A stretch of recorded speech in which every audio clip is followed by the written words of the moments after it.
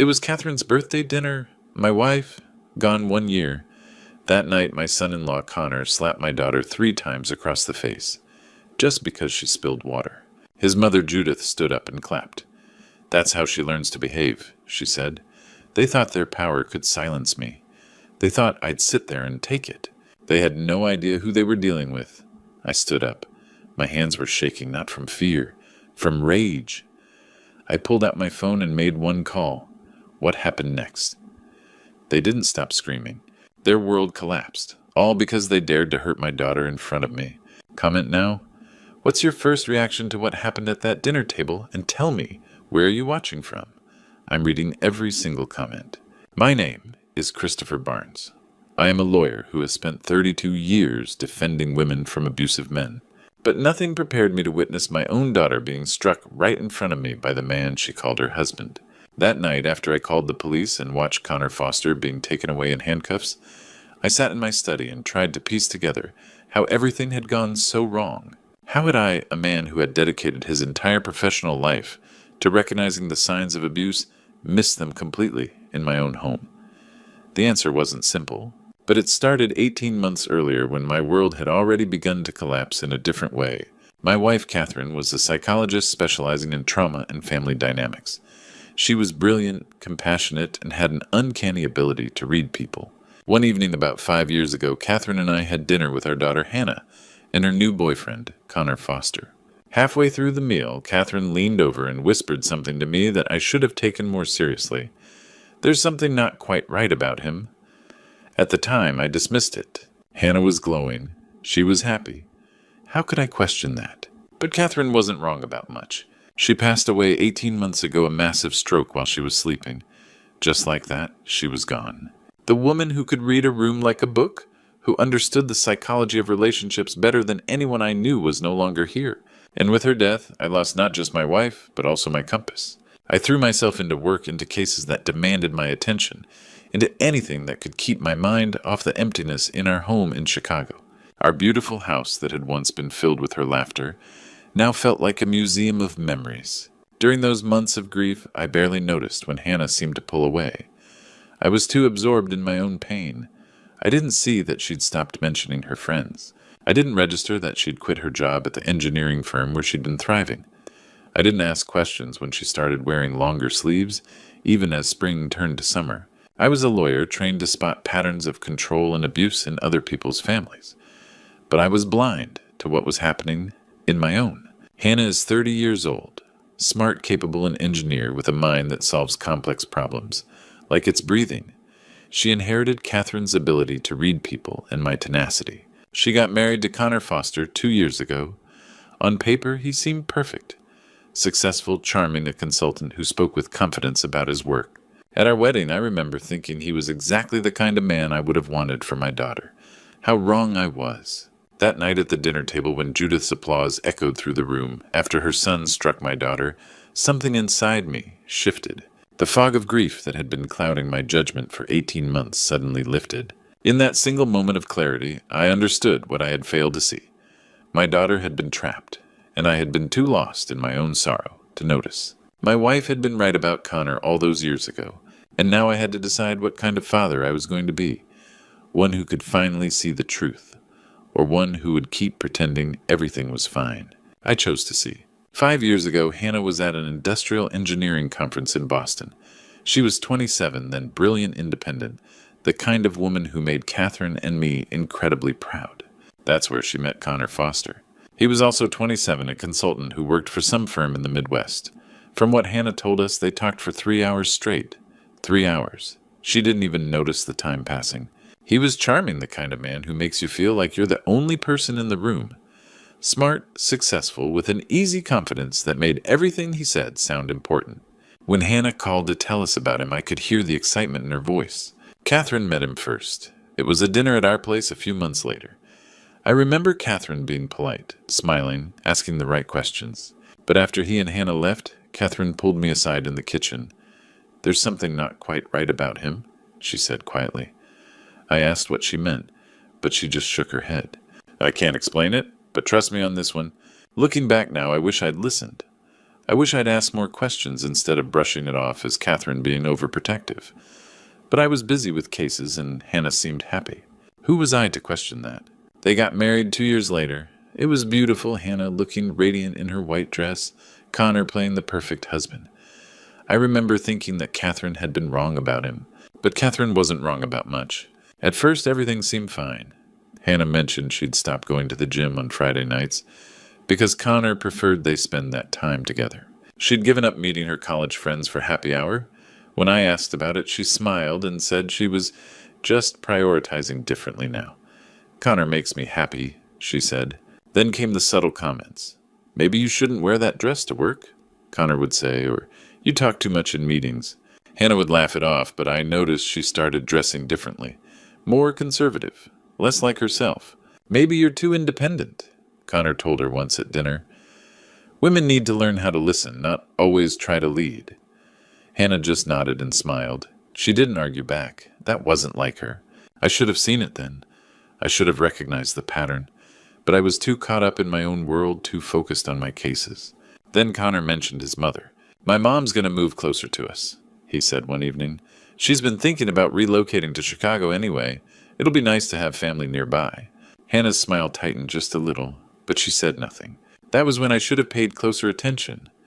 That was when I should have asked my daughter if everything was really okay. But I didn't. Within months, Judith Walsh would arrive in Chicago with plans none of us could have anticipated. Judith Walsh arrived like a storm I didn't see coming. She was 62, a widow who had raised Connor alone. Within days of moving 3 blocks away, she had a key to their house and used it freely. Every morning brought her through the front door. She'd reorganize the kitchen, throw out Hannah's spices, comment on her clothes skirts, too short blouses too revealing. The mashed potatoes were always too salty. Nothing Hannah did was ever quite right. And Connor agreed with everything his mother said. When Hannah tried to push back, he'd side with Judith. Mom knows what she's talking about, he'd say. Hannah would just nod and retreat further into herself. I noticed she stopped laughing. Her calls to me became shorter. When I asked if everything was okay, she'd say, "Just tired, Dad." 8 months after Judith moved to Chicago, Connor hit Hannah for the first time. It started over something small. She'd forgotten his dry cleaning. When he came home and realized it, something shifted in his face. He said she was careless, disrespectful, that she didn't know her place. That's when he hit her. Just once that first time. Not hard enough to leave a visible mark, but hard enough for Hannah to understand that something fundamental had changed. He apologized immediately, held her, told her he loved her more than anything. He bought her flowers the next day. Hannah believed him. She believed it was a one-time thing, but it happened again. The pattern became familiar. Trigger, explosion, apology, gifts, temporary peace, then trigger again. Each time the reasons were trivial. She wore the wrong thing. She spoke out of turn. She used a tone he didn't like. And each time after Connor hit her, Hannah would search for what she'd done wrong. She'd replay the moment in her head, trying to avoid it next time. This was her fault. She needed to be more careful, more aware, more obedient. Around the same time Hannah quit her job, I suspect Connor demanded it. A woman at home is easier to control than one out in the world, making her own money, seeing other people, thinking her own thoughts. I should have asked more questions. I should have noticed that my brilliant daughter, the engineer who used to talk about changing the world, had stopped talking about anything at all. The moment that finally broke through my blindness came about 6 months later. I was at their house for dinner. While Connor was running late, I went to get something from the kitchen drawer, and I found it Catherine's Japanese knife. The beautiful one I'd given her years ago, now bent and damaged beyond repair. Hannah saw me holding it and went pale. "What happened to this?" I asked. She didn't answer. She just looked away and started setting the table with trembling hands. I didn't press her. I just put the knife back and pretended I hadn't seen it. But that broken knife stayed with me. It felt like a message from Catherine herself, a signal that something was terribly wrong in my daughter's life. 18 months passed like that, Connor's rage intensifying, Hannah shrinking further, Judith orchestrating it all. And then came that dinner on March 20th, the one I will never forget. March 20th, the day that changed everything. I remember every detail with the clarity that comes from trauma. That evening was Catherine's birthday. She would have been 61. Hannah had called me that morning. "Dad, come to dinner tonight, please." There was something in her voice I should have caught, but I was drowning in work using cases to outrun grief. When I arrived at their Chicago townhouse, everything looked perfect. Fine china, scented candles, fresh flowers, but the air felt wrong, cold, suffocating. Hannah emerged wearing a long-sleeved blouse despite the mild March evening. Her hair was cut short and severe. She looked like she was trying to disappear. When she hugged me, I felt how thin she'd become. Connor and Judith were already seated. Judith smiled with warmth that didn't reach her eyes. Connor shook my hand firmly, his charm switched on. They were performing the role of the perfect family. We began dinner with small talk. Judith dominated the conversation about her real estate investments and book club. Hannah barely spoke. She ate mechanically, her eyes fixed on her plate. Connor's hand occasionally reached for his wine, and I noticed how Hannah's shoulders tensed. Then it happened. Hannah was pouring water. Her hand trembled slightly, and a single drop fell into Connor's glass. It was nothing, but Connor's entire body went rigid. "Do you see what you did?" he said quietly. His voice was controlled, calculated. "I'm sorry I didn't," Hannah started. That's when he stood up. What happened next took maybe 5 seconds. His hand came up fast, connecting with Hannah's right cheek. The sound echoed through the dining room like a gunshot. Her head snapped sideways. Before she could process it, his hand came around again, harder, catching her left cheek. I saw her eyes widen in shock and pain. Then a third blow across her face. Hannah stumbled backward, her hand reaching blindly. She hit the edge of the table. Blood trickled from her mouth. Judith started clapping. "That's how she learns to behave," she said, her voice dripping with satisfaction. Slow, measured claps, like she was applauding a performance. In that moment, something inside me switched. 32 years of being a lawyer, of maintaining distance and objectivity, evaporated. But I didn't scream. I didn't lunge. Instead, I went silent. 30 seconds of absolute silence. My mind, the part trained over 3 decades to understand restraining orders. Evidence testimony activated.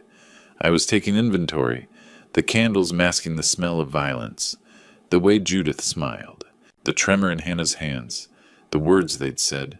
All of it would matter in court. I pulled out my phone with steady hands. "I'm calling the police," I said. My voice was quiet and professional, the voice I used with judges. Connor's face went pale. Judith's clapping stopped. "You're overreacting," Connor said. "She needs to learn." 17 minutes. I told him already, dialing. "That's how long they'll take from the North Precinct. I suggest you both sit down." I reported the assault calmly. Names, addresses, injuries, witnesses.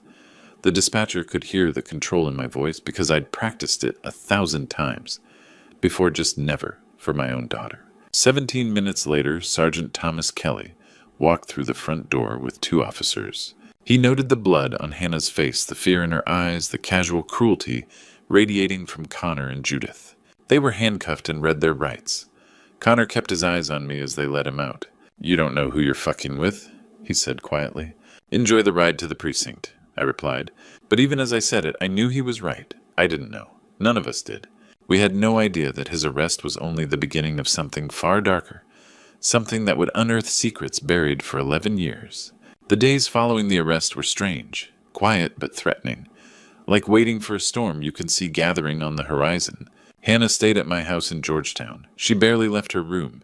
I'd hear her crying at night, and during the day she'd sit on the couch with her laptop closed, staring at nothing. I tried to tell her it would be okay, that the evidence was overwhelming, that justice would prevail. I'd won cases against worse odds, but my words felt hollow, even to me.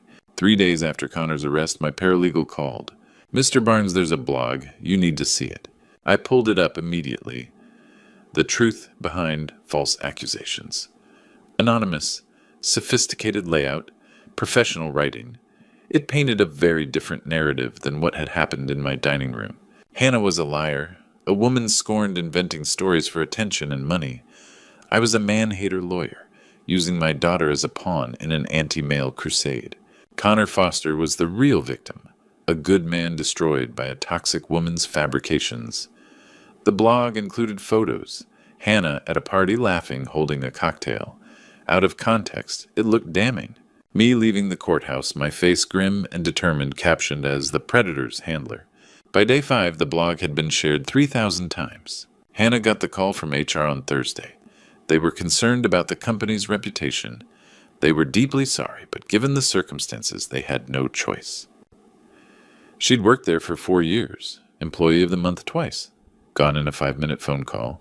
At the grocery store, an old friend of Hannah's, Rachel Stone, someone I'd known since Hannah was 12, literally turned around in the hair products aisle when she saw us coming. She pretended not to see us. Hannah's face crumpled. Then my accountant called. Christopher, the IRS, wants a full audit. 5 years of returns. They're saying there are irregularities. I knew better. This wasn't about irregularities. This was about leverage. The Foster family had connections, money, resources that reached into places I'd underestimated. That's when it hit me. Really hit me that I'd been so focused on winning the legal battle that I hadn't prepared for this one. The court of public opinion. The quiet destruction of everything Hannah had built. The slow strangulation of my professional reputation.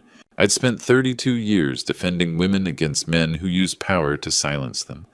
And now I was watching Connor and Judith do exactly that to Hannah. Except they weren't just using physical force anymore. They were using narrative, whisper campaigns, strategic leaks to sympathetic bloggers, an anonymous, coordinated assault on our credibility. The police had the evidence. The case was solid. But none of that mattered if nobody would listen to us.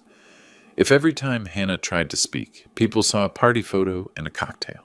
If every time I tried to advocate, people saw a zealot. Hannah found me in my study that night. She looked smaller than ever. Dad, what if they win? She asked quietly. I wanted to tell her they couldn't. I wanted to promise her that the truth always prevails. But I was learning painfully that the truth is just one voice in a much noisier room. We're not done yet, I said. Not even close. She nodded, but the hope in her eyes had dimmed. 2 weeks passed like that, us in limbo, the blog growing, the whispers spreading, my audit expanding. And then on a Tuesday afternoon, my phone buzzed with a text from an unknown number. It was from Connor's jail phone. Tell Hannah I'm coming home and I'm taking what's mine. That's when I realized something else. Connor and Judith weren't just trying to destroy our case. They were playing a longer game. And I still didn't understand the full scope of what I was up against. Connor started texting from jail through his lawyer's phone. The first message came on a Wednesday afternoon. I'm sorry, I've been thinking. I made a mistake. I wasn't myself that night. Hannah read it to me, with trembling hands. I could see the conflict in her eyes, the part of her that wanted to believe him warring with the part that remembered his fists. The second message arrived 2 days later. I've been in therapy. The psychologist says I have impulse control disorder. I never knew. I'm getting help, Hannah. Real help. I'm not the man you saw. That's when she started wavering. Maybe he really didn't know, she said quietly. Maybe it's not his fault. I sat across from her at my kitchen table and pulled up the statistics I'd compiled over 3 decades. 70% of women who return to abusers experience escalated violence within the first year. The data was brutal and undeniable. Hannah listened to me. This is textbook manipulation. The apology, the diagnosis, the therapy narrative. It's designed to make you feel responsible for his healing. It's not. She cried, hard. The kind of crying that comes from being caught between love and survival. I know, she whispered. I know, but I need time to think. I gave her that time. It was the hardest thing I'd done in weeks. 14 days later, the phone rang at 2 a.m. Mr. Barnes, this is Sergeant Kelly. Your daughter's house has been vandalized extensively. My heart stopped. But it wasn't Hannah. It was the townhouse, the one she'd shared with Connor, the one she'd moved out of after his arrest. When we arrived, the scene was devastating. The front door was shattered, windows blown out, spray paint covered every surface. Liar! I will kill you! This isn't over. He'd punched through drywall, smashed furniture. The destruction was systematic, intentional, a 3-hour tantrum of rage captured by every security camera on the block. He violated the restraining order, Sergeant Kelly explained. Called his lawyer from a burner phone, hired someone to get him out for the night. They were sloppy. We have him on video. Multiple angles, crystal clear. Connor was arrested again within hours. I looked at the footage myself. 4 hours later, I was still watching. The way he moved through the house, the precision of his destruction, the moment he sprayed, I will kill you, directly at the camera, looking straight into the lens, daring us to prosecute him. This was no impulse control disorder. This was calculated. This was a message. This was Connor showing Hannah exactly what awaited her if she testified. Finally, we had evidence that was unshakable. Video. Clear as day, indefensible. But as I watched him destroy what had been Hannah's home, I realized something else. This wasn't about winning anymore. This was about survival. For both of them, for him and for Hannah. Finally, I told Sergeant Kelly, we have solid evidence, but there's something even more important coming. 3 days later, an anonymous package arrived at the police station. It was addressed to me marked, urgent evidence inside. Inside were audio recordings, hours of them. And when I listened to the first one, I understood why someone had waited 11 years to send them. The package bore no markings, no return address, no postage meter, just my name written in careful, deliberate handwriting. Inside were files, dozens of them, a USB drive, and a handwritten letter. Sergeant Kelly sat across from me in his office as we listened to the first recording. The audio was grainy but clear enough, Judith's voice unmistakable. He needed to understand his place. Women like that, independent women, they need to learn respect. Connor understands that now. I taught him. The second recording came from a different date. Judith again speaking to Connor in a way that made my stomach turn. This is what we did with your father. He wanted to resist too. But some men don't deserve second chances. My hands went cold. The third recording was even worse. Do you think you're capable of doing what's necessary? Judith asked. Yes, Mother. I know what you did, Connor replied. What she had done. Sergeant Kelly paused the playback. Mr. Barnes, we need to bring in homicide. We're reopening the investigation into Richard Foster's death, 11 years ago, listed as a heart attack, but the fourth recording was a direct threat. If Christopher doesn't back away from this, Judith said coldly, perhaps she will have an accident too. Accidents happen to interfering people. That's when the office door opened. An old man stood there, 77 years old, gray hair, trembling hands. Behind him was a younger officer who'd escorted him from the waiting room. I'm Martin Foster, he said quietly. Richard's brother. I'm the one who sent the package. For a moment nobody moved. Martin sat down heavily. His voice was barely above a whisper. I've known for 11 years. Judith killed Richard. I heard her plan it. I heard her do it. But I was afraid. I was always afraid of her. When Richard died, I told myself it was a heart attack. I let myself believe it. Why send the recordings now? Kelly asked. Martin's eyes found mine.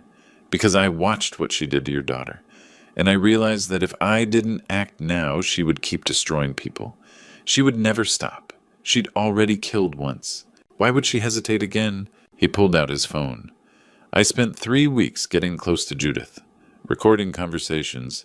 She talks to Connor about everything when she thinks nobody's listening. She's proud of what she did to Richard, proud of how she's controlled Connor, proud of how she's trying to destroy Hannah. Martin's hands shook as he spoke. I was a coward for 11 years, but watching that young woman get beaten, watching you fight so hard, I couldn't be a coward anymore. I had to choose between my fear and my conscience. I didn't know what to say.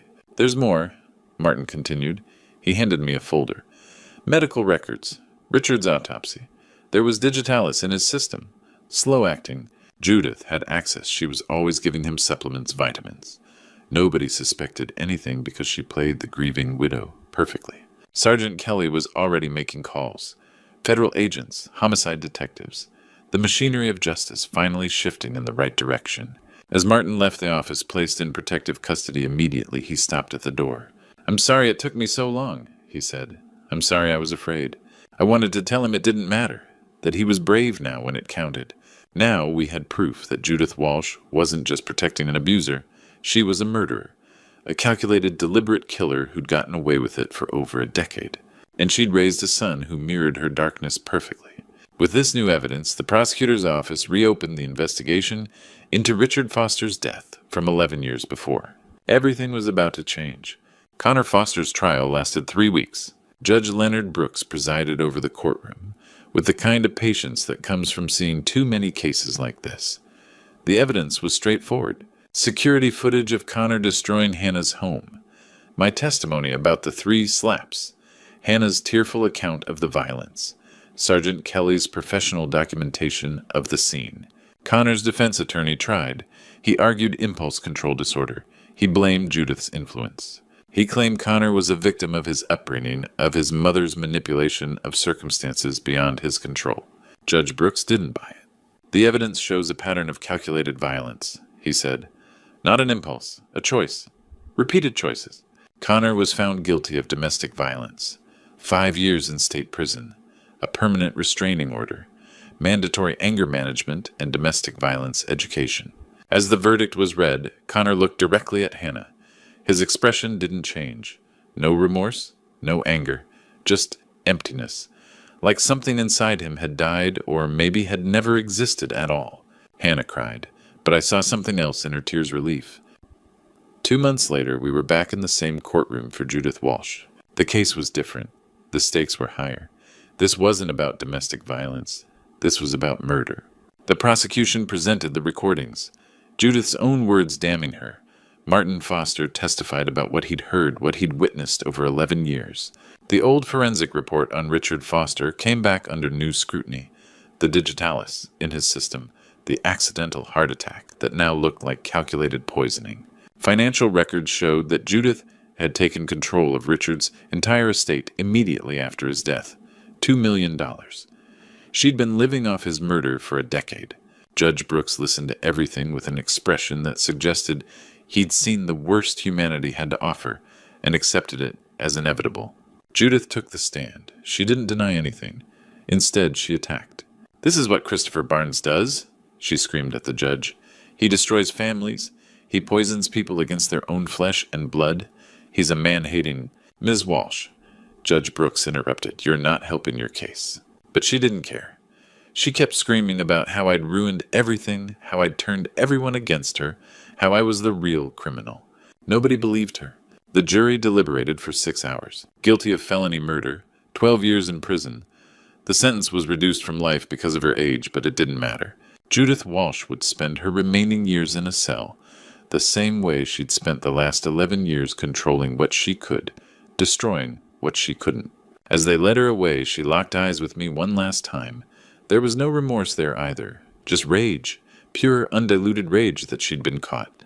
Walking out of the courthouse that day, I realized something profound. Justice and healing are not the same thing. The law could put Connor and Judith away, but it couldn't undo the damage. It couldn't restore Hannah's sense of safety. It couldn't bring Catherine back. It couldn't erase the years I'd spent drowning in my own grief. Justice was served. The guilty were convicted. The system worked. But real healing, that was a different battle entirely. 6 months later, I stood in front of Catherine's photograph and realized something had changed inside me. It wasn't forgiveness. It wasn't closure. It was something quieter. Something that felt like permission to stop fighting long enough to actually live again. 5 years had passed since that fateful dinner. I sit in my study in Chicago, watching the afternoon light filter through the windows. The house is quiet now, peaceful in a way it hasn't been since Catherine died. Hannah doesn't live here anymore. She has her own life. She has her own happiness. Last week I watched her laugh with Ryan Parker at a coffee shop downtown. Really laugh. The kind of laugh that comes from someone who's learned the difference between fear and freedom. Ryan is a good man, respectful, genuinely interested in Hannah's thoughts, her dreams. He encourages her to see her friends. He doesn't monitor her phone. He doesn't try to control what she wears or where she goes. He loves her the way love is supposed to feel. As we sat across from each other over coffee, Hannah reached across the table and held my hand. "I wanted to say thank you," she said quietly, "for not letting go, for believing me when I wasn't sure I believed myself." I thought about Catherine in that moment, about how she would have seen this day, how proud she would be. "Your mother would be so proud of you," I told her. Hannah smiled through tears. "I think she knows. I've spent the last year writing my memoir, not to relive the trauma, but to transform it into something useful, something that might help someone else recognize the warning signs I missed. The isolation, the control disguised as love, the way abuse always starts quiet and grows louder until you can't hear anything else. If my story helps even one woman recognize these signs, if it gives her the courage to say no before it's too late, then all of this has been worth it. Connor is in prison. Judith is in prison. They're both exactly where they need to be. But there are thousands more like them. Thousands of Hannahs still trapped. Thousands of Christophers still sleeping through the warning signs. So I'm asking you, when will you speak up? If someone you know is being controlled, isolated, when will you say something? When will you push past the discomfort of getting involved? When will you be willing to ruin a dinner party, sacrifice a friendship, lose a client to save someone's life? And if you're the one being hurt, when will you say enough? When will you realize that what you're tolerating isn't love? When will you understand that you deserve better? True love doesn't require you to disappear. It doesn't demand your submission. It doesn't come with bruises and apologies and promises to change. True love expands you, protects you, celebrates you. I think about Catherine often, about how she tried to warn me about Connor, about how I was too blind with my own grief to listen, but I listened when it mattered. I acted when it counted. And because of that, Hannah is free. That's the legacy I want to leave. Not the memory of the violence, but the proof that it can be stopped. That justice, however imperfect, is possible. That healing, however slow, is real. I stand at my window and watch the Chicago sunset. Hannah's out there somewhere building a life that's actually hers. And for the first time in years, I can breathe. True love never hurts. Never. Looking back at everything that's happened, I realize I made a critical mistake as a father. I was so consumed by my own grief after Catherine's death that I missed the most important case of my life, the one happening under my own roof. Don't be like me. Don't wait until the bruises appear. Don't rationalize the isolation. Don't mistake control for care. Here's what I learned. Real love expands you. It doesn't shrink you. Real love celebrates your independence. It doesn't demand your submission. If someone is slowly cutting you off from friends, monitoring your movements, criticizing everything you do, that's not love. That's a cage disguised as devotion. And I want to tell you something else. God doesn't design love to hurt. I'm a man of faith, and I know that whatever higher power guides us wants us to experience joy, not pain. If you're praying for strength to endure abuse, know that God's answer might be leave. Sometimes protection looks like escape. This isn't just my grandpa's stories or some distant true story you can ignore. This is happening to millions of women right now. Women who wake up one morning and realize they don't recognize themselves anymore. Women trapped in the same cycle Hannah almost didn't escape from. The true story of what happened to my daughter became the catalyst for justice. But yours could be different if you act now. If you recognize these warning signs in your own life or someone you love, don't stay silent. Don't wait for the perfect moment. Don't hope he'll change. This is where I need you.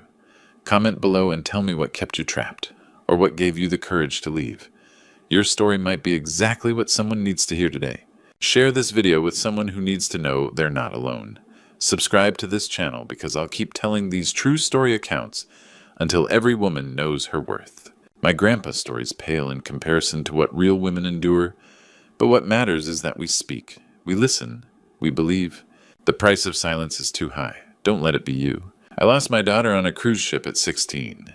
They said she went overboard. I buried an empty casket in 6 years of unbearable grief. When I finally gathered the courage to travel again to try living instead of just surviving, I saw someone who made my world collapse. My heart stopped beating. In that instant, everything I thought I knew about loss shattered. Before we begin, I want to know, where are you watching from right now? Comment below. I read every single one. My name is Ronald. I was 53 years old when everything fell apart, and this is the story of how I lost everything. Most people would say my life looked good on paper. I had a wife I loved, Nancy. We had a beautiful daughter, Laura, who was 16 at the time. I had a steady job. We weren't rich, but we were comfortable. We had those quiet Sunday mornings where Nancy would make pancakes, and Laura would sit at the kitchen table, sketchbook in hand, drawing whatever caught her eye. Those moments felt like everything. Then everything stopped. 1 year ago, exactly 1 year, I came home from work to find our neighbors sitting with Laura on our front porch. They wouldn't look at me. That's when I knew. Before anyone said a word, I knew. Nancy had an aneurysm. A blood vessel in her brain had ruptured without warning. No symptoms. No warning signs. One moment she was alive, and the next she was gone. Just like that. No goodbyes. No last words. No chance to say the things you always think you'll have time to say. Being a single parent to a grieving teenager is a special kind of hell. I worked, I came home, I tried to be present. I made dinner, asked about her day, pretended I knew what I was doing, but the truth is I was drowning. Every night after Laura fell asleep, I'd sit in the dark of our living room and think about all the moments I'd wasted. All the times I'd come home tired and distant. all the conversations that went unsaid because I was too caught up in my own life. The worst part wasn't the grief itself, it was the regret. The endless loop of what-ifs and if-onlys. If only I'd been home 5 minutes earlier. If only I'd kissed her goodbye that morning. If only, if only, if only. That's when something shifted inside me.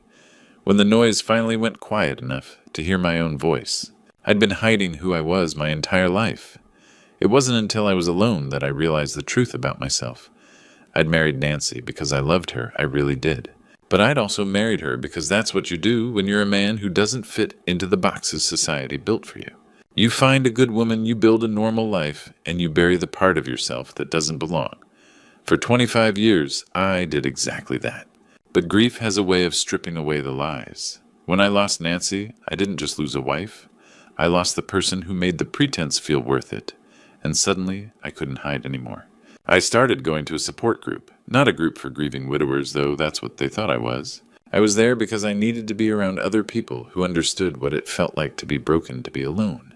To be discovering yourself at an age when most people thought they already had it figured out. And then I met Justin. He was 38, confident, beautiful, in a way that made you forget to breathe. He came into our lives like sunlight breaking through storm clouds.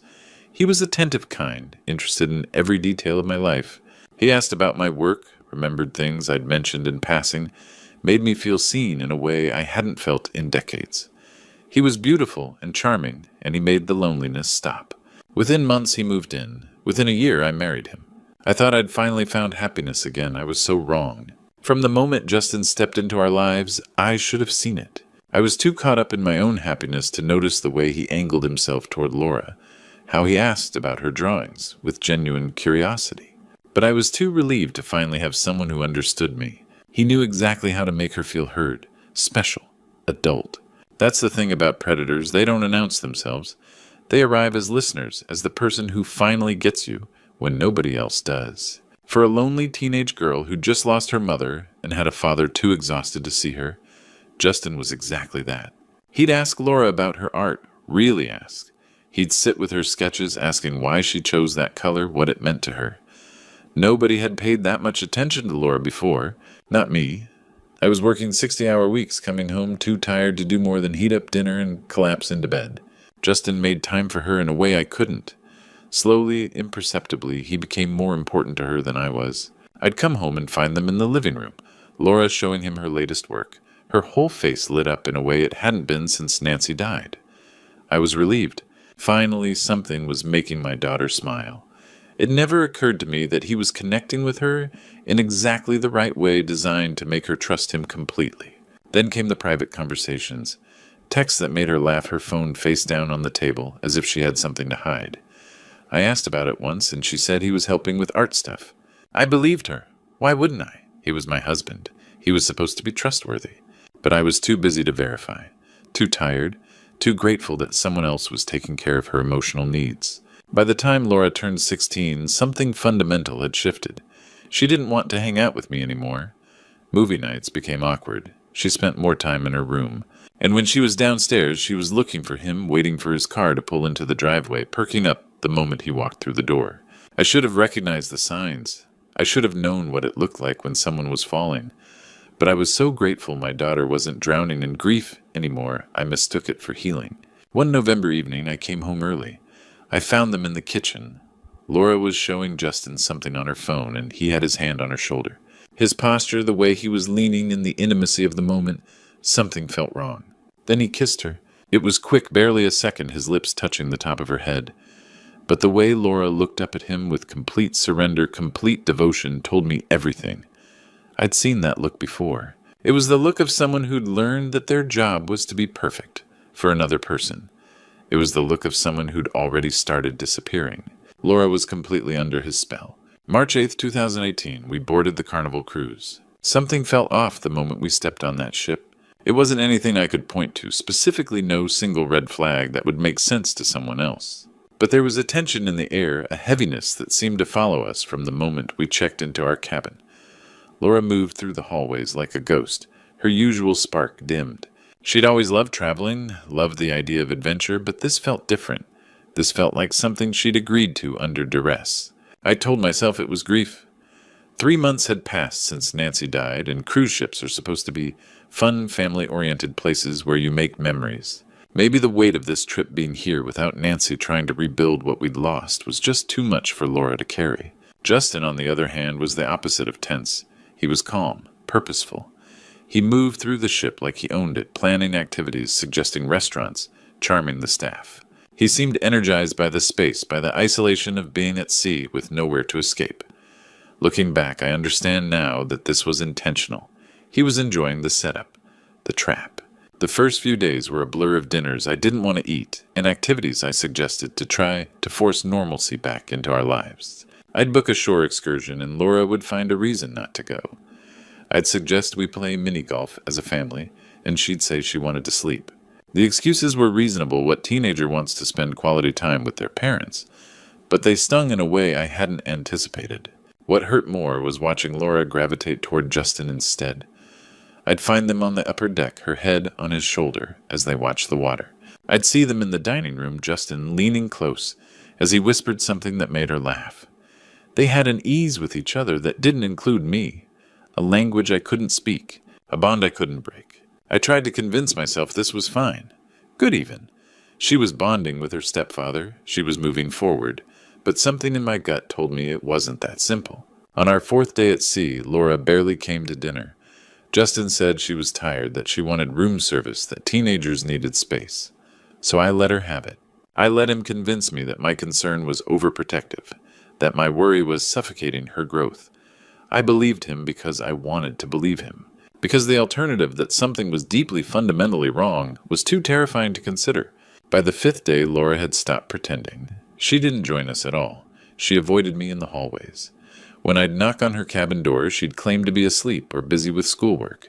Justin would put a hand on my shoulder and tell me to give her time, that pushing her would only push her away further. So I backed off. I gave her space. I trusted him. That night I lay in bed wondering what was wrong, why my daughter looked at me like I was a stranger, why she couldn't meet my eyes, why every conversation had become a minefield. But I was about to find out the hard way.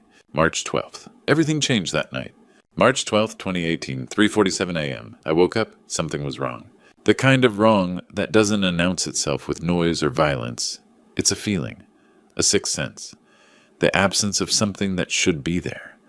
Laura's breathing from the other bed, the small sounds teenagers make when they sleep, the rhythm of her being in the room with me. I reached over and felt her mattress, cold, empty. Panic doesn't creep in slowly, it floods, it consumes. It erases everything else until all you can do is move, search, call out into the darkness. I stumbled out of bed, my heart already racing, and checked the bathroom, the hallway, the common areas we'd been assigned. Nothing. Nobody. By 4:10 a.m. I'd alerted ship security. By 4:20 a.m. I was screaming her name into every corridor of the Carnival Destiny, my voice cracking in a way I'd never heard before. Crew members scattered, radios crackled. The calm, organized world of the cruise ship became chaos. Where was my daughter? Justin appeared in the hallway, fully dressed, awake. When I'd been asleep just moments before, he was already up, already looking. Or so he said. He moved through the ship with an eerie calmness, helping security search, suggesting places she might be. His composure was almost professional, almost rehearsed. I didn't have the mental capacity to question it then. I was too busy searching. Too busy imagining the worst. At 6:33 a.m. someone found her phone. Deck 7, by the railing. The screen was cracked. No sign of disturbance beyond that. Just a phone abandoned as if its owner had simply let it fall, or had been made to let it fall. That's when the whispers began. The crew members looking at each other with understanding. The unspoken conclusion she'd gone overboard. By 9 a.m. the search was called off. The captain made an announcement. A passenger had been reported missing, presumed deceased. In the time it took for the ship to stop searching, my daughter had crossed from missing to dead in the official record. I remember the captain's words, formal and distant. We extend our deepest condolences to the family. Every precaution has been taken. Unfortunately, in such circumstances, recovery is unlikely. Unlikely, as if there was still hope, as if we were discussing the possibility rather than my entire world ending. Justin stood beside me through all of it, his hand on my shoulder, his voice appropriately grieving. She was depressed, he told security. She'd been distant since her grandmother died. I tried to help her, but she wouldn't let me in. I should have seen the signs. He performed grief with the precision of an actor who'd rehearsed his lines 1,000 times, and I was too broken to notice. By afternoon, we were heading back to Miami. The official report was filed. The investigation was closed before it even really began. One teenage girl, one night, one phone by a railing. Case solved. The captain said my daughter was gone, presumed dead. The paperwork was processed. The death certificate was signed by people who'd never met. Her never knew her, never saw the way she lit up when she was creating art, or the way she laughed when something genuinely amused her. My daughter, gone. March 24th, 2018, the memorial service. The funeral was the worst day of my life, until 6 weeks later. Greenwood Cemetery, South Atlanta. An empty casket beside my mother's grave. Nothing to bury, just paperwork that said she was gone. Sharon held me up as we walked to the grave. My sister. The only person who understood what it meant to lose this family one by one. First Mom, then Nancy, then Laura. The screaming started at the graveside. I didn't recognize the sound coming out of me. It was primal, like something was being torn from my chest. 3 months of holding it together shattered in that moment. I collapsed on the ground next to that empty casket screaming, "She's not in there, she's not in there," because I knew somehow that something didn't add up. The phone by the railing, the timeline, Justin's strange calmness during the search, but I was too broken to question it. Justin stood beside me through it all, the perfect grieving husband. Nobody questioned him. Nobody looked twice. 6 weeks of him being present, taking care of everything while I sat in the dark. 6 weeks of me being grateful. Then in late April, he packed his bags. "I can't do this anymore," he said. His voice was cold, final. "I need to leave. I can't stay in this house. I can't keep drowning in your sadness." I didn't understand. He was my anchor. "Where will you go?" I asked. "My lawyer will send the papers," he said. I got on my knees literally on our kitchen floor and I begged him. My voice shattered as I spoke. "You're all I have left of her. Please, please don't leave me alone with this." For a moment something crossed his face. Guilt, maybe.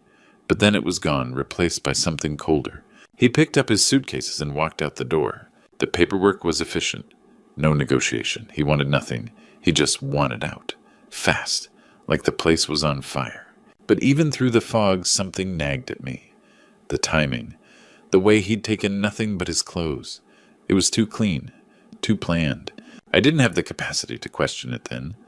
I was too busy trying to survive. Too busy barely existing. But later, when I could think clearly, I'd start asking questions. I'd discover things that didn't quite add up. Things about his finances, his timing, his movements before the cruise. Things suggesting he'd planned something far longer than I imagined.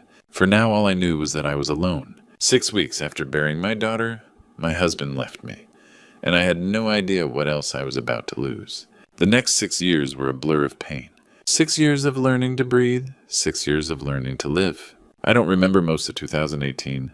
Months blended into one long gray stretch of survival. Waking up was the hardest part. That moment between sleep and consciousness where I'd forget for a split second that my daughter was gone. Then reality would crash back and I'd remember all over again. July 2018. I took too many pills.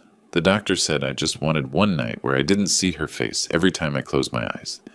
72 hours in a psychiatric hold. Janelle moved in after that. "Just until you get back on your feet," she said. But how do you get back on your feet when you have nowhere to stand? I started medication. Real medication.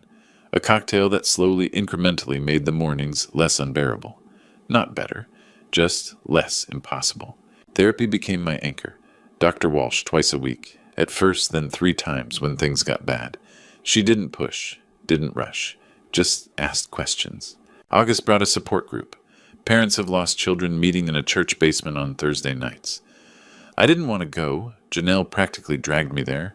But in that room full of broken people, I found understanding. These people didn't tell me it would get better. They just sat with the pain.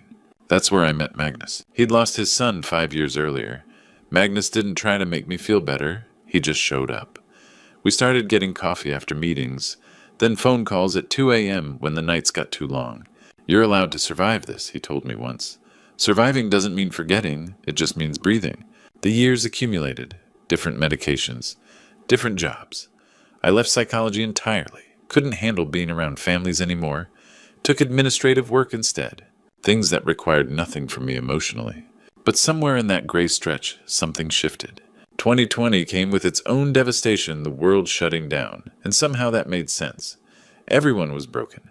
Everyone was barely holding on. I fit right in. I started asking questions I'd been avoiding, about myself, about who I actually was underneath all the performance. I'd been hiding who I was my entire life. But in the quiet of a pandemic, with nothing but time and pain, I finally started to accept the truth.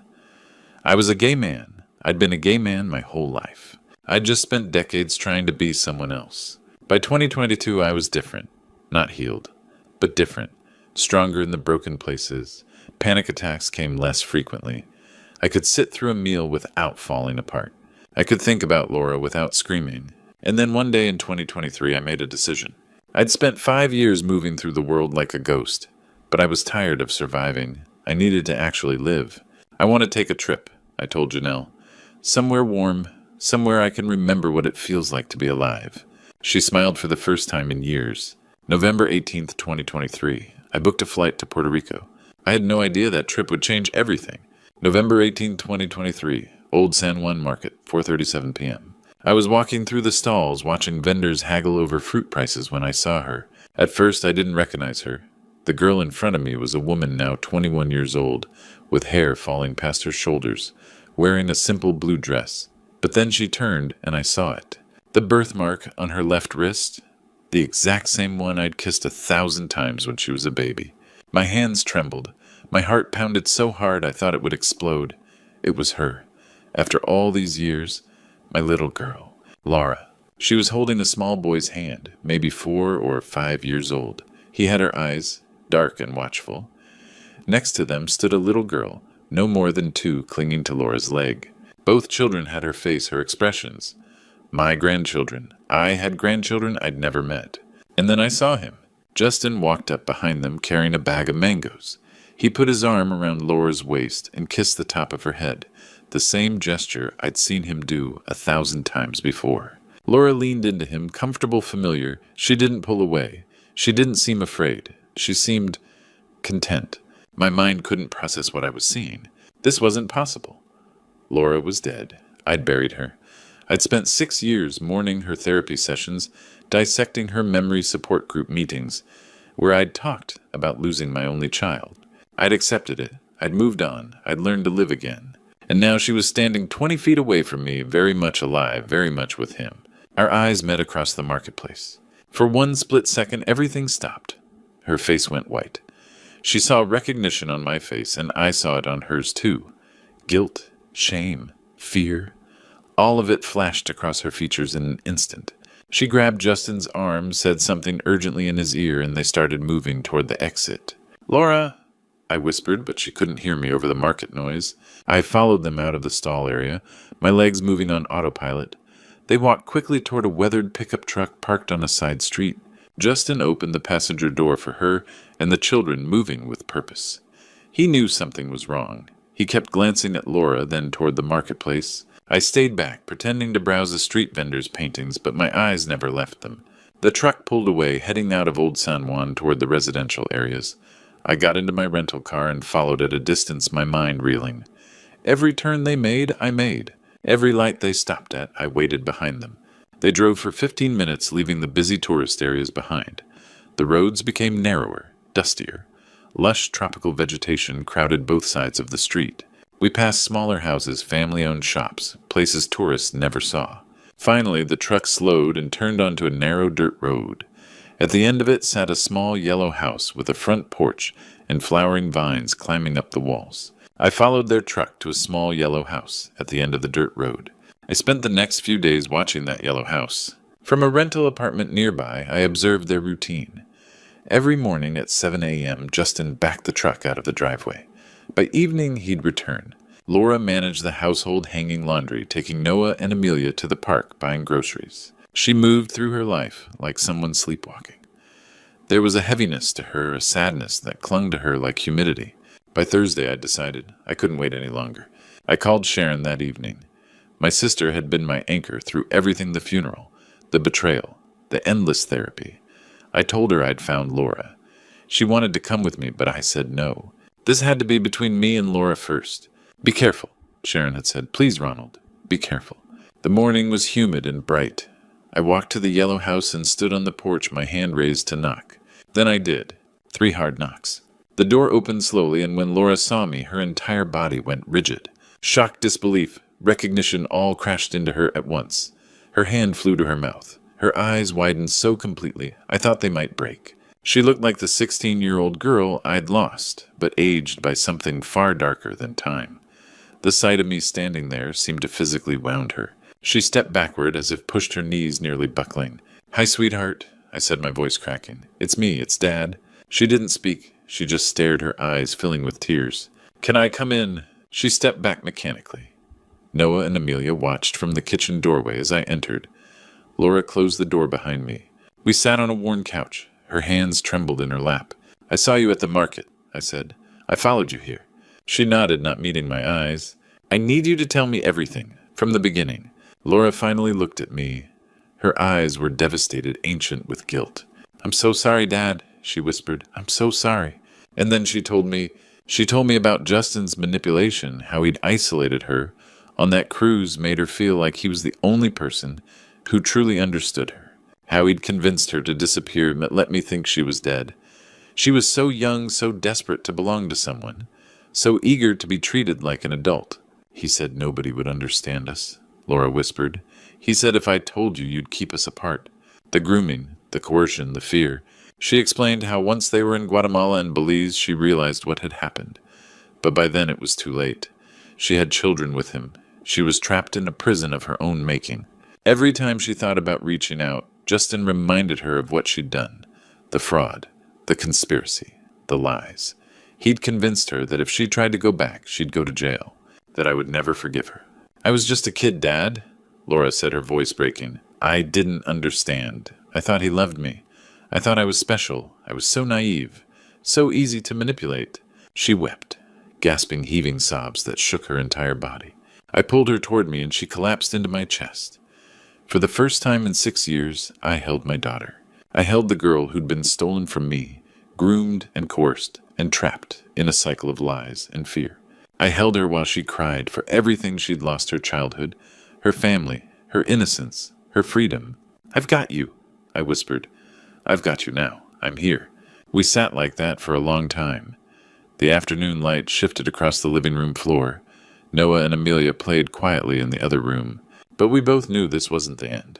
Justin was coming home. The afternoon stretched on. Laura made lunch. We sat together, and for a moment it felt almost normal. Almost like we might actually heal from this. Then at 6:15 p.m. I heard it. The sound of the truck pulling into the driveway. The engine cutting off. The driver's side door opening and closing. I heard the truck pulling into the driveway. My heart stopped. Everything I'd waited for over 6 years came down to this moment. When Justin walked through that door, his face went pale. He saw me sitting on the couch next to Laura, and for a split second he looked like a man whose entire world was collapsing. "Ronald," he said, his voice careful. "What are you doing here?" Laura stood up, trembling. "Dad found me at the market. He followed us home." Justin stepped toward Laura, and I saw something I hadn't expected to see: genuine concern. He reached for her hand, and she didn't pull away. When he looked back at me, his eyes were filled with dread and resignation. "We need to talk," I said quietly. "All of us." They sat together on the couch. Noah and Amelia played in the other room, their voices a distant hum. For a long moment, nobody spoke. The weight of 6 years hung between us like a living thing. Then Justin did something unexpected. He started to cry.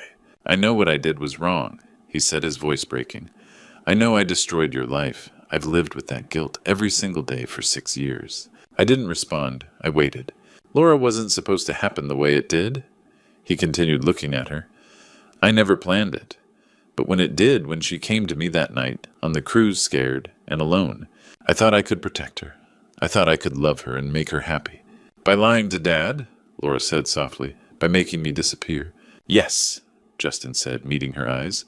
"And that was the biggest mistake of my life. Not because of the lie itself, but because I've watched you suffer for it every day." He turned to me then, and I saw the breakdown of a man confronting his own destruction. "Ronald, I'm sorry. I'm sorry for grooming your daughter. I'm sorry for manipulating her. I'm sorry for stealing your family and for the pain I caused you. I have no right to ask for forgiveness, but I'm asking anyway. When I asked, why really? The line, the isolation, all of it? Justin was quiet for a long time. Because I was afraid of losing her, afraid that if anyone knew what we had, they'd take her away from me. So I built walls. I made sure she couldn't reach out to you. I convinced her that you'd destroy us. His voice cracked, but the walls I built became a prison for her, for all of us. Laura began to cry.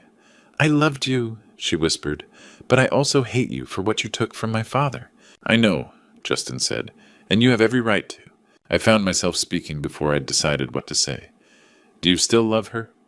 Truly, Justin didn't hesitate. Every single day. That's what makes this so unbearable. I love her and I've hurt her in ways I can never fully repair. Laura looked at me, her eyes searching. What do you want to do, Dad? I looked at my daughter, the woman she'd become. I looked at the man who'd hurt our family so deeply. I looked at Noah and Amelia playing in the next room, children innocent in all of this who deserved a life without this shadow. And I made a choice. I want to forgive, I said quietly. Not because what you did was okay, not because the pain goes away, but because staying angry won't bring back the years I lost. It won't heal Laura. It won't give Noah and Amelia the chance to know their grandfather. Justin looked up at me, tears streaming down his face. I forgive you, I said. And I'm asking you to do better for Laura, for your children, for yourself. Laura reached over and took my hand. Then she took Justin's. The weeks that followed weren't easy. Trust doesn't return overnight. But something shifted that night. Justin sought therapy. He started attending support groups. He began the long, difficult work of understanding what he'd done. Laura and I rebuilt our relationship piece by piece. She told me stories about Noah and Amelia. I told her about the 6 years I'd survived without her. We cried together. We laughed together. One afternoon, Noah asked me to push him on the swing at the park. Amelia fell asleep on my shoulder, her small hand clutching my shirt. In that moment, I understood something fundamental. Love doesn't erase pain, but it transforms it. I've accepted who I am now, a bisexual man who lost everything and found his way back to his family. A father learning that forgiveness isn't weakness. It's the strongest thing a person can do. Ronald, Laura, Justin, Noah, and Amelia were broken in different ways. But we're trying. We're learning how to be a family. Again, not the way it was, but in a new way. Sometimes the only way to heal is to face the truth, no matter how painful. Was it justice or just another tragedy in a life full of them? I still don't know, but I know this: we found a way forward, a way to heal. Looking back at my story, I realize how many mistakes I made, how many warning signs I missed. If I could talk to every parent watching this, I'd say, don't be like me. Don't ignore the red flags. Don't trust blindly. Don't let love make you blind to manipulation. This is a true story about grandpa stories, the ones we don't usually tell. These grandpa stories matter because they're real. They show us the dark side of love, the consequences of trusting the wrong person, the cost of silence. But here's the lesson God taught me through all of this. Forgiveness isn't about forgetting. It's about choosing to move forward. It's about protecting the people you love while still finding compassion for those who've hurt you. Don't repeat my mistakes. Watch for signs of grooming in your own families. Ask the hard questions. Protect your children fiercely. And when the time comes, find the strength to forgive. Not for them, but for yourself. These grandpa stories, these true story moments, they remind us that healing is possible, that second chances exist, that broken families can become whole again. If this true story resonated with you, if you've experienced something similar, I need you to comment below. Share your thoughts. Share your own stories. Let's break the silence together. And please subscribe to this channel for more grandpa stories that matter, more true stories that heal. Because every story deserves to be heard.